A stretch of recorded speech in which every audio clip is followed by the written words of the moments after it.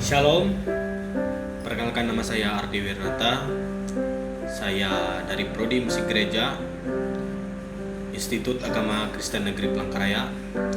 Di sini saya akan membuat tugas dari mata kuliah homiletika. Baik, pembacaan firman Tuhan kita terambil dari 1 Petrus pasal 5 ayat yang ke-7. Perikop di atas, gembalakanlah kawanan domba Allah. Ayatnya yang ke-7, serahkanlah segala kekhawatiranmu kepadanya, sebab ia yang memelihara kamu. Nah, dari ayat ini kita bisa mengambil bahwa setiap orang pasti pernah merasakan cemas, kekhawatiran yang bisa datang dari berbagai hal.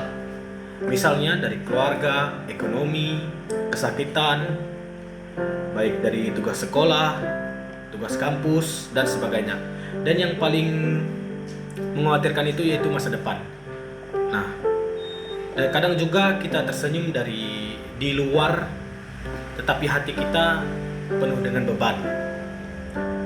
Nah, surat ini tertulis oleh Rasul Paulus kepada jemaat yang sedang mengalami tekanan dan penderitaan.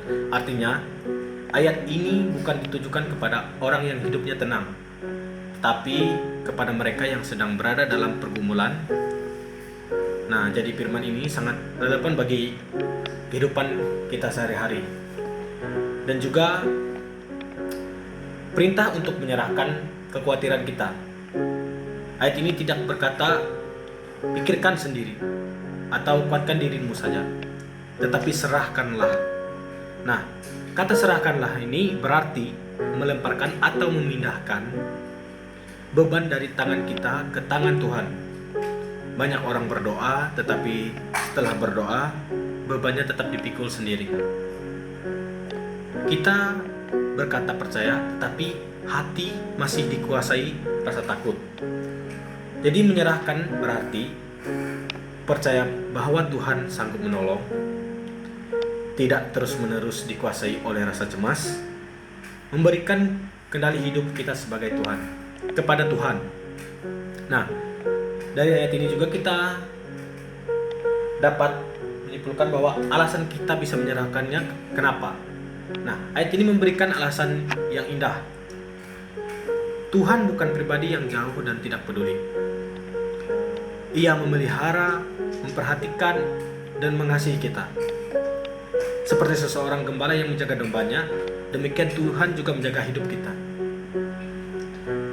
Kita mungkin tidak selalu mengerti rencananya, tetapi kita bisa percaya hati kita jika Tuhan memelihara burung di udara dan bunga di padang, terlebih lagi yang memelihara hidup kita.